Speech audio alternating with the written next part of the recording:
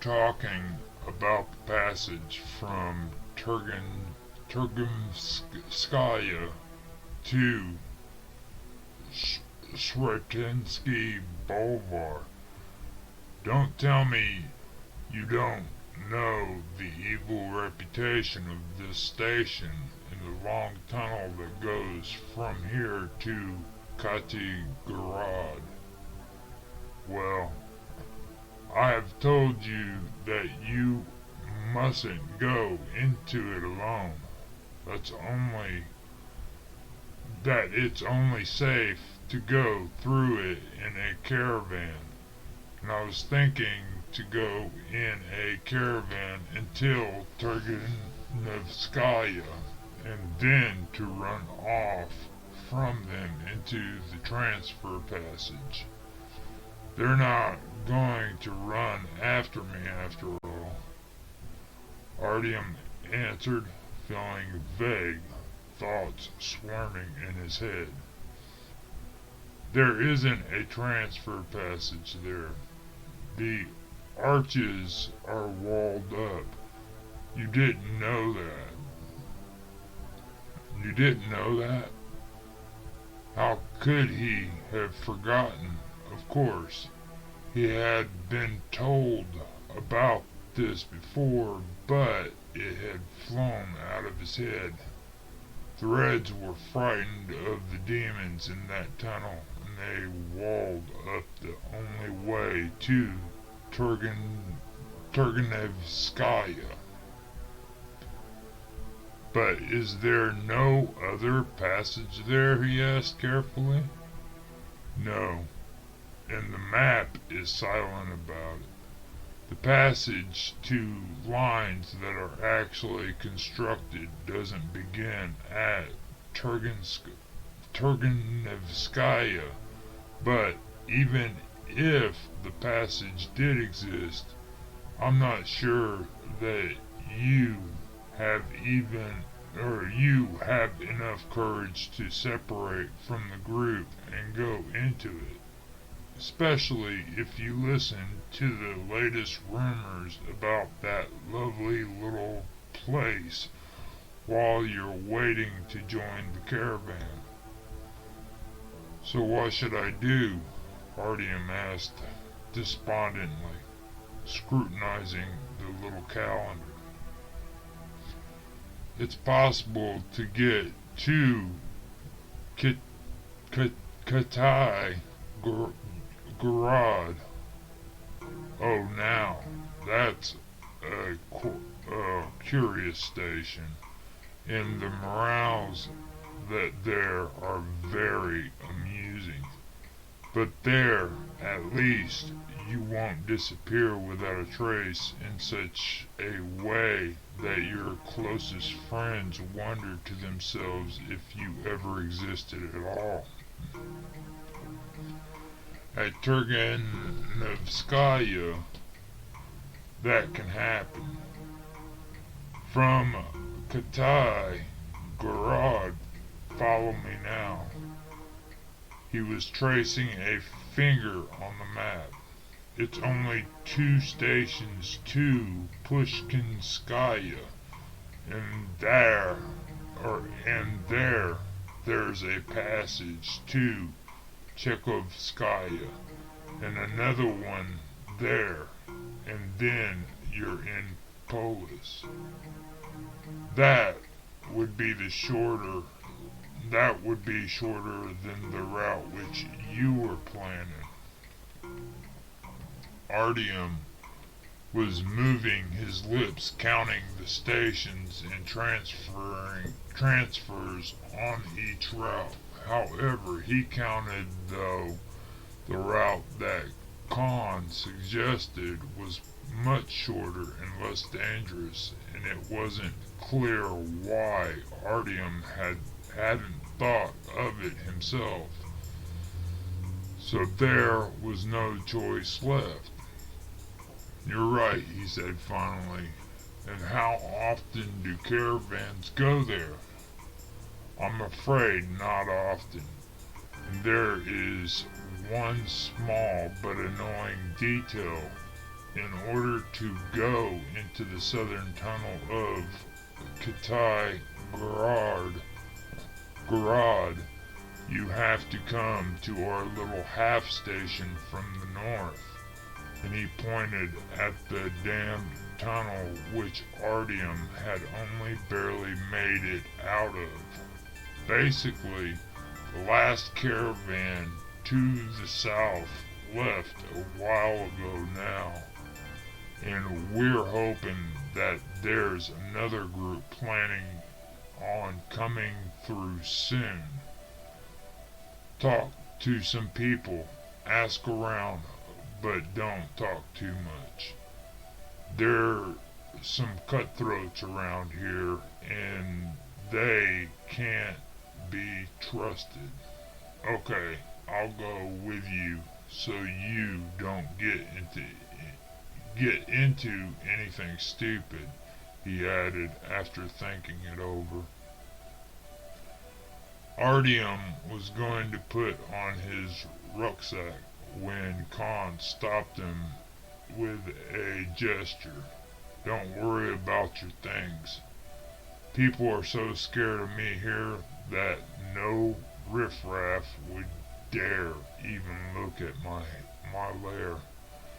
And while you're here, you're under my protection. Artyom left his rucksack by the fire, but he took his machine gun with him anyway, not wanting to be separated from his new treasure, and he hurried to follow Khan, who was walking in a leisurely fashion towards the fires that were burning on the other side of the hall. He noticed with surprise how undernourished tramps, wrapped in stinking rags, scuttled around from them as they passed, and Artyom thought that people really were probably afraid of Khan here. He wondered why. The first fire swam by, but Khan didn't slow his pace. He was very tiny. No, it was a very tiny little fire, barely burning, and there were two figures sitting next to it, tightly pressed to each other, a man and a woman. They were whispering quietly in an unknown language, and their whispers dispersed, not quite reaching Artyom's ears. Artyom was so fascinated that he almost turned his head. He could hardly resist looking at this pair. In front of them was another fire, a big bright one, and a whole camp of people were settled around it. Fierce-looking peasant types were sitting there, warming their hands. Loud laughter thundered, and the air was so torn with the sound of noisy arguing that Artyom became a bit scared and slowed his pace. But Khan calmly and confidently walked up to the seated men, greeting them, and sat down by the fire so that Artyom could do nothing else but follow his example and sit down next to him.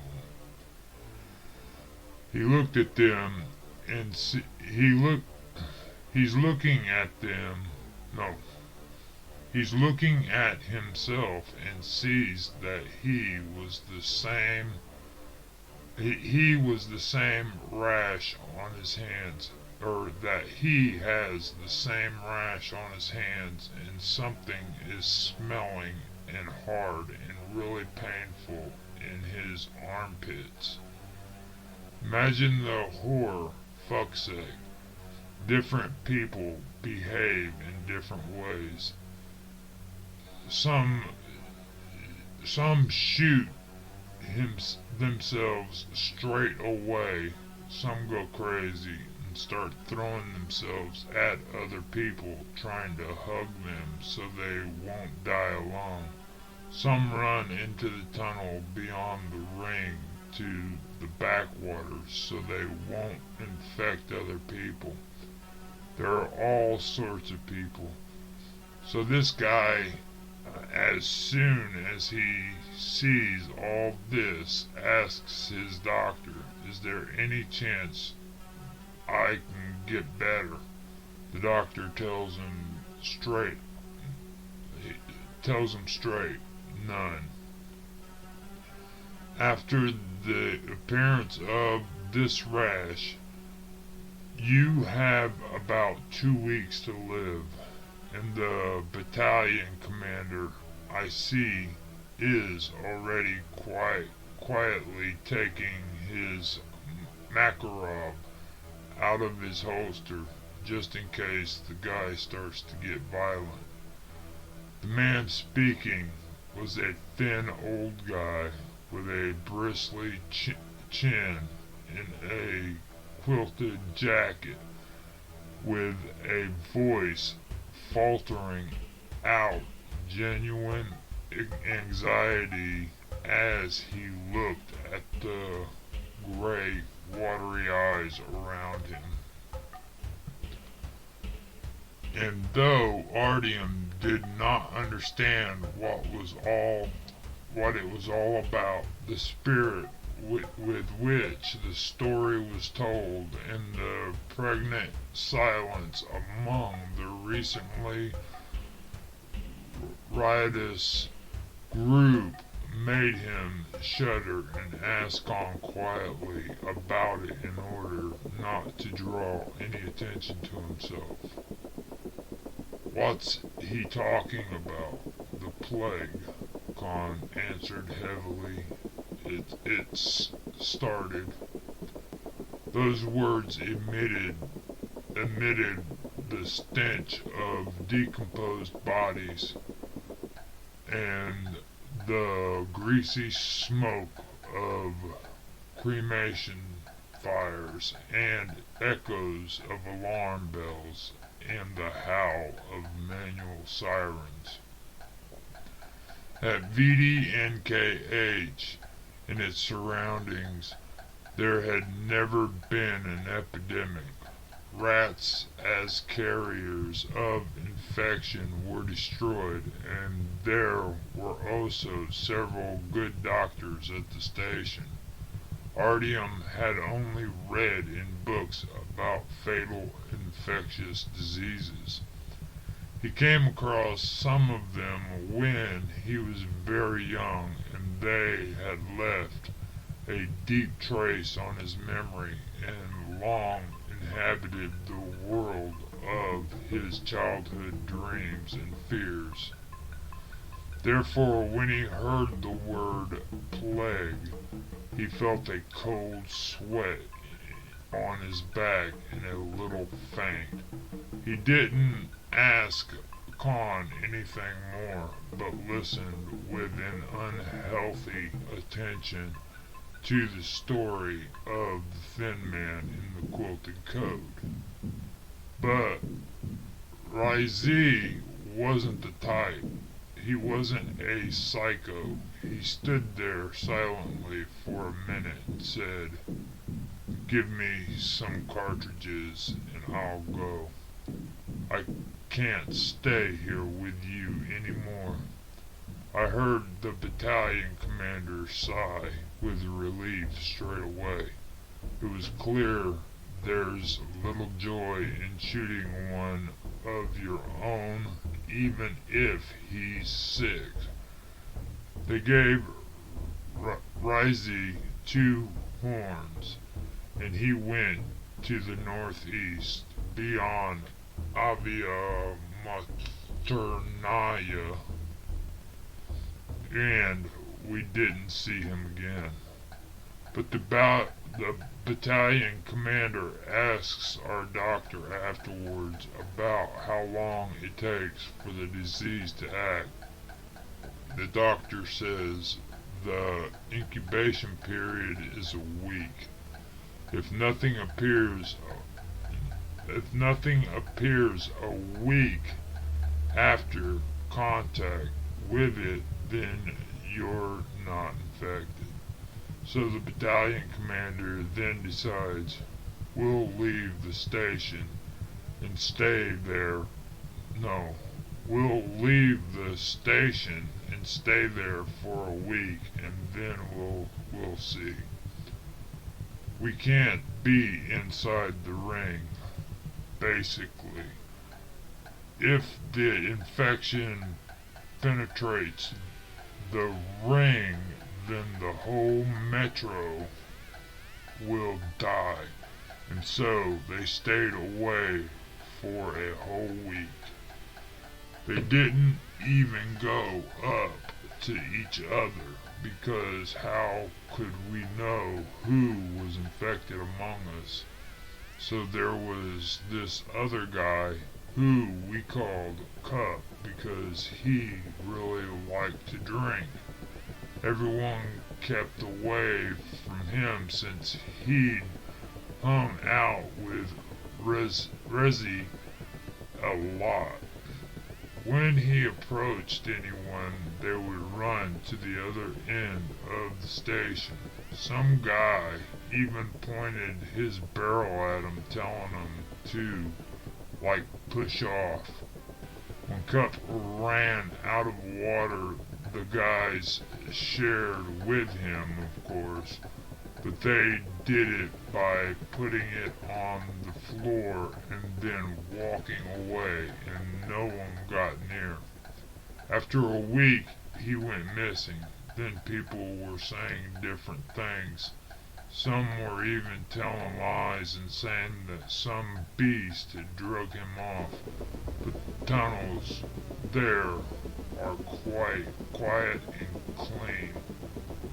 I personally think that he noticed a rash on himself and his armpits were hurting, so he ran off.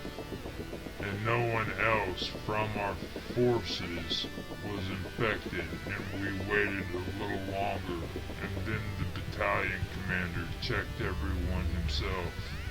Everyone was healthy. Artyom noticed that despite the assurance, the space around the storyteller was empty, even though there wasn't much space at the fire altogether, and everyone was sitting close together, shoulder to shoulder. Did it take you a while to get here, brother? A thick set bearded man in a leather waistcoat asked him quietly but clearly. It's about 30 days since we came out from Avian Maternaya, the thin guy replied, looking at him uneasily. So I have news for you. There's a plague at Avia Maternaya. There's a plague there. Do you hear? The Hansa have closed it, as well as Taganskaya and Karskaya. They've called it a quarantine. I have acquaintances there, Hansa citizens, and there's flamethrowers standing at the passages to Taganskaya and Kurskaya, and everyone who comes within range is blasted. They're calling it disinfection.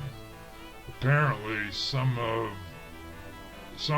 have an incubation period of a week, and for others it takes longer.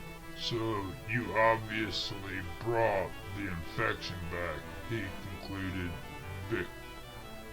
viciously lowering his voice. What? Oh, come on, guys. I'm healthy. See for yourself.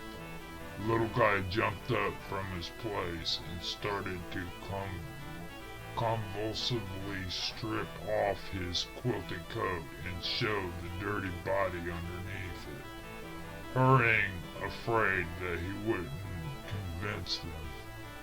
The tension mounted. There was no one left near the thin man. They'd all crowded at the other side of the fire.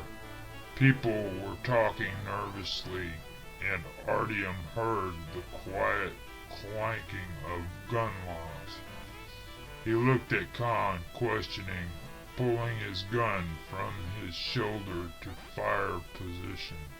Pointing forward, Khan kept his silence, but stopped him with a gesture. Then he quickly got up and walked away from the fire without a second, taking Artyom with him. At about 10 paces he froze and continued to look at what was happening. Quick and busy movements were visible in the light of the fire, and they looked like some kind of primitive, reckless dance. Talk in the crowd went silent, and the action continued in ominous silence. Finally, the man succeeded in pulling off his undershirt, and he exclaimed triumphantly, "See, look, I am clean, I am healthy. There's nothing there. I'm healthy."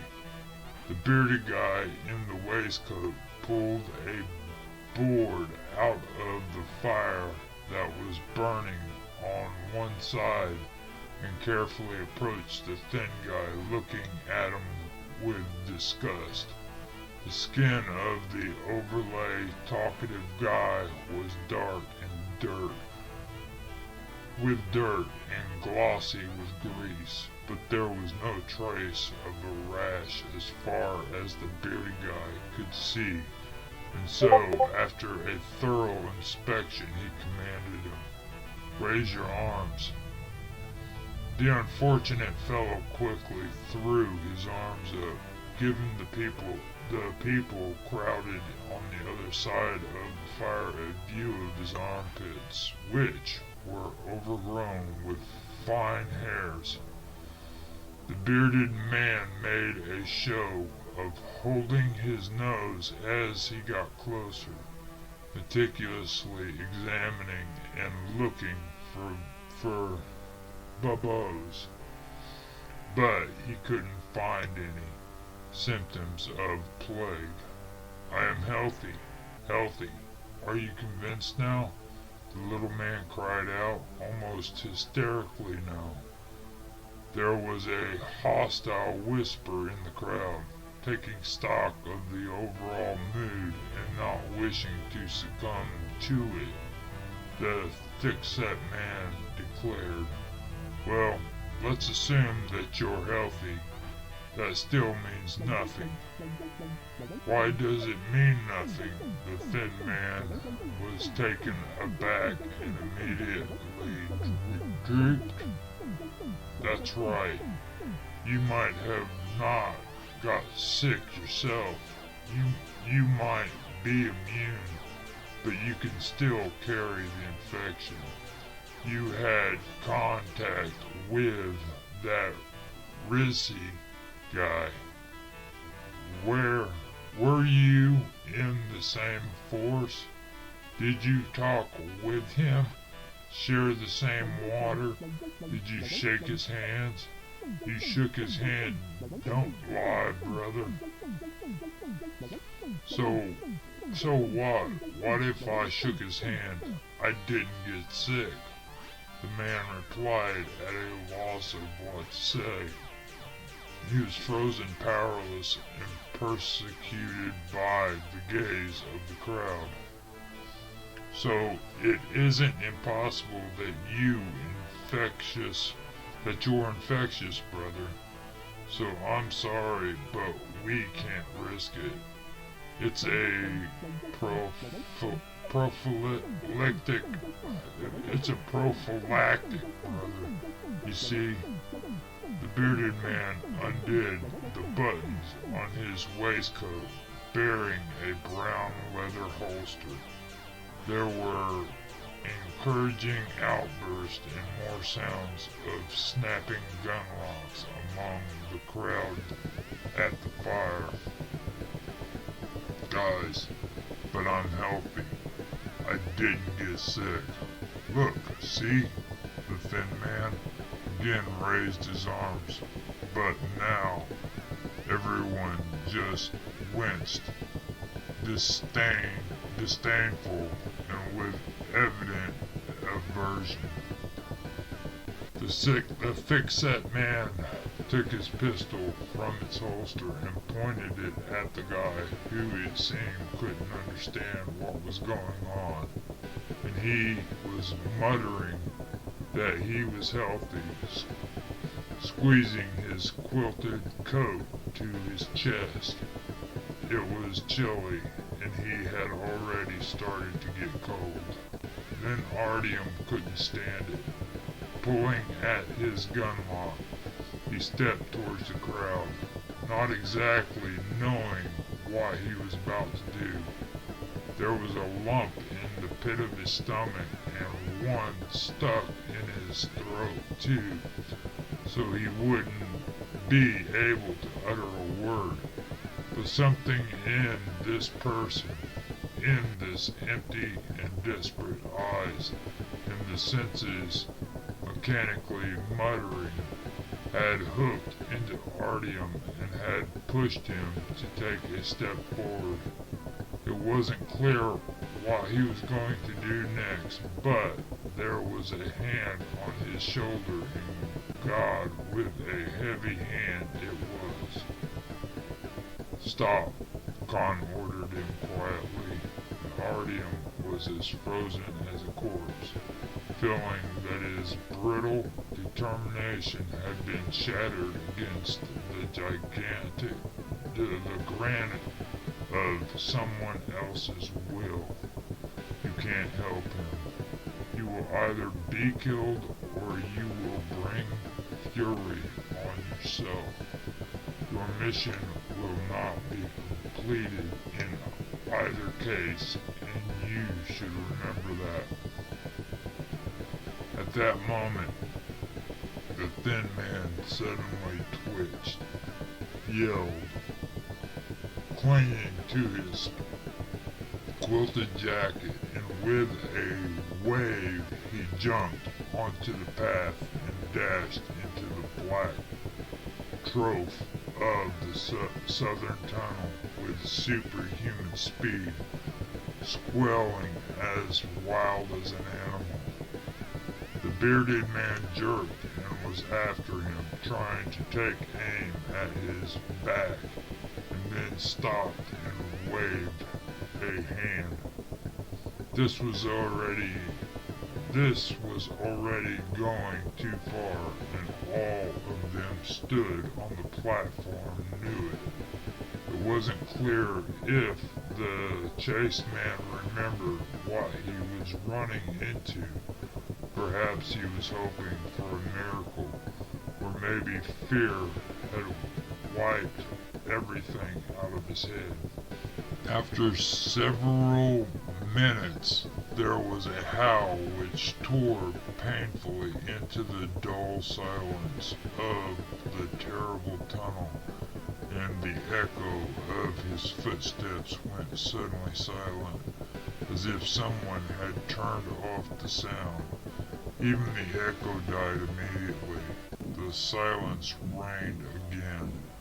This was so strange, so unusual to human hearing and reason, that the imagination tried to fill the gaps, and it seemed to them that they could hear a far-off cry, but everyone understood that it was an illusion.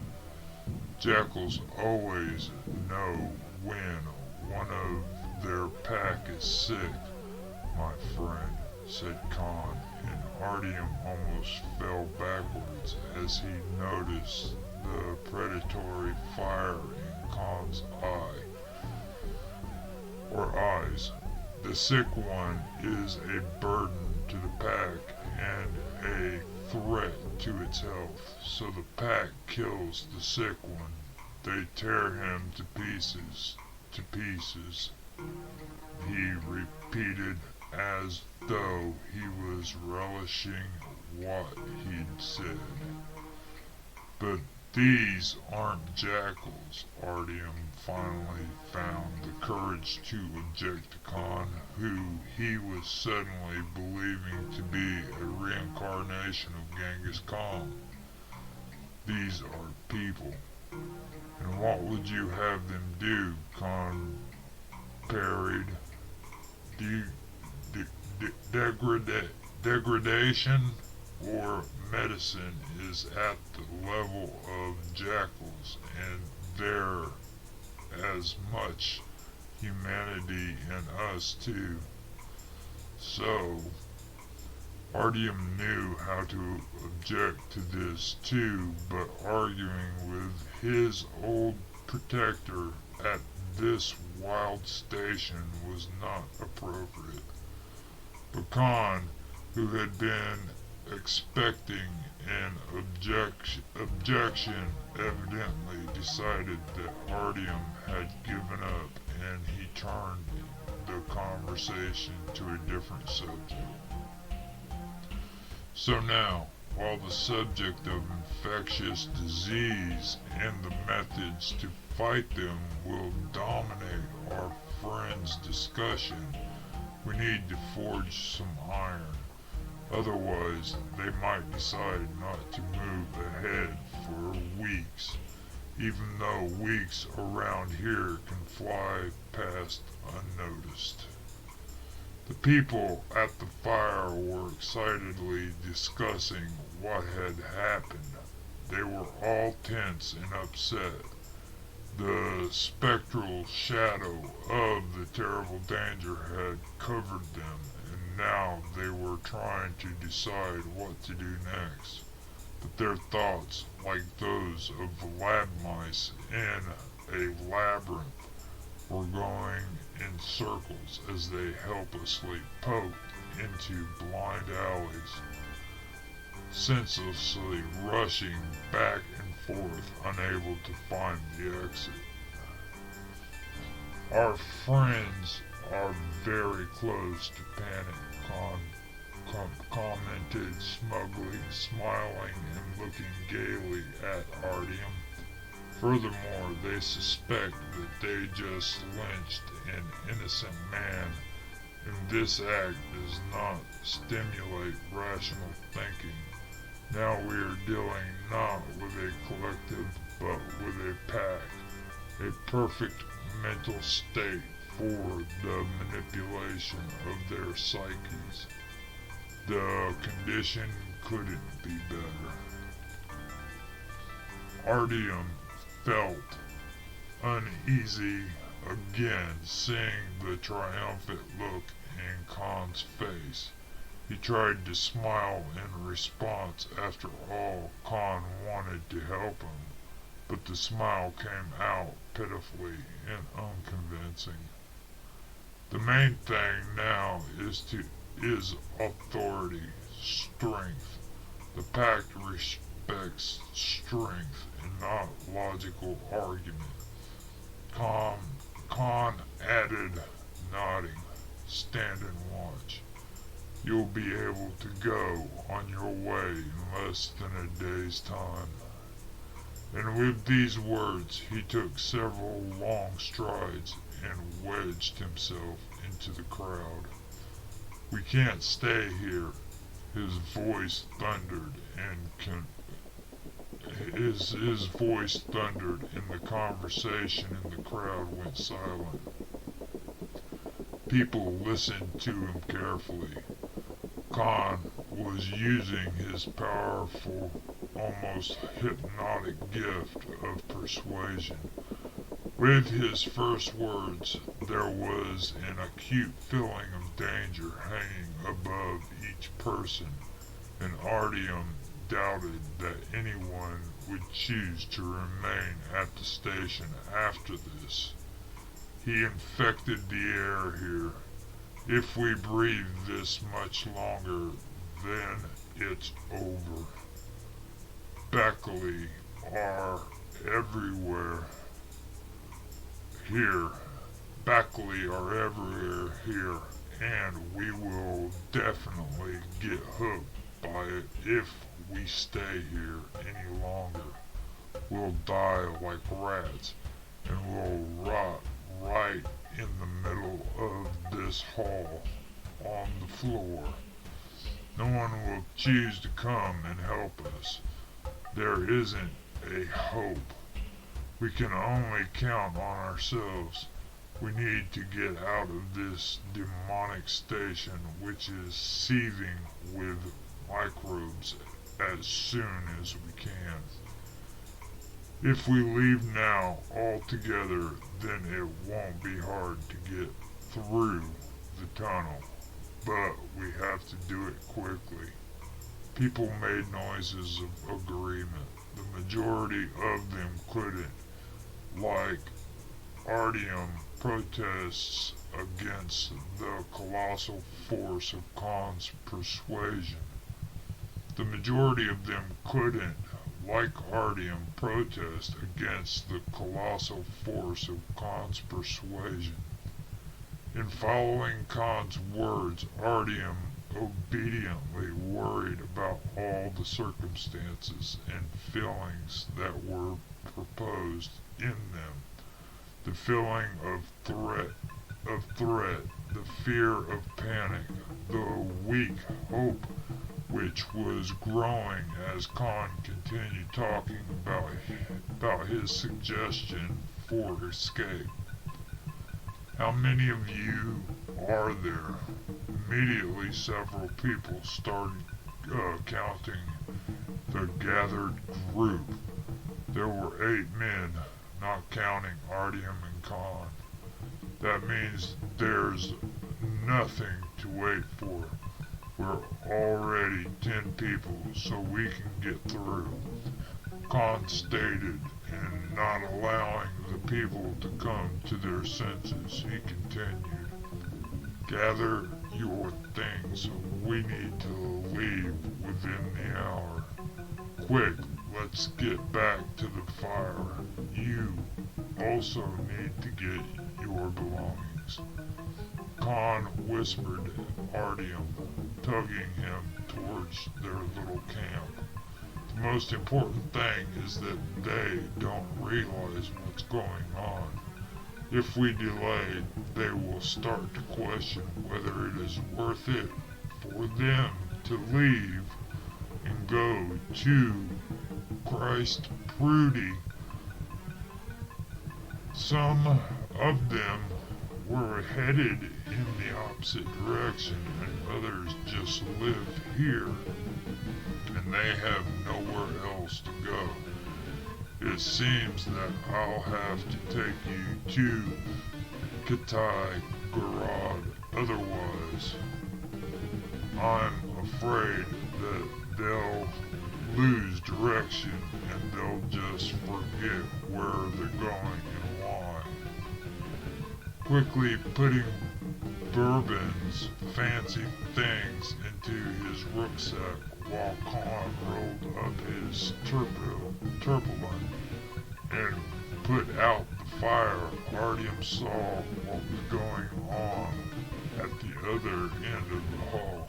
People who were initially animated and quickly gathering up their households were moving less and less containing, less and less certainly. Somehow now was squatting by the fire, and another was wandering towards the center of the platform for something, and there were 2 people discussing something among themselves. Having understood what was going on, Artyom pulled on Khan's sleeves. "They're discussing it," Artyom warned him. "Alas, it's an inherent human feature to discuss things," Khan answered. even if their will is suppressed, and even though they are in fact hypnotized, they will still gravitate towards each other and start talking. Man is a social being, and there's nothing you can do about it. In any other situation, I would accept any human activity as a divine concept or as the inevitable result of evolution, depending on who I was talking to. But in this situation, the fact that they're thinking is not good. We need to interfere here, my young friend, and to direct their thoughts along the most useful path. He concluded, putting his enormous traveling pack on his back. The fire was put out, and the dense, almost tangible darkness squeezed them on all sides. Reaching into his pocket and getting out his flashlight, Artyom pushed on its button. Something buzzed inside the device, and the lamp came to life. An uneven flickering light splashed from it. Go on, press it again. Don't be afraid, Khan encouraged him. It can work better than that.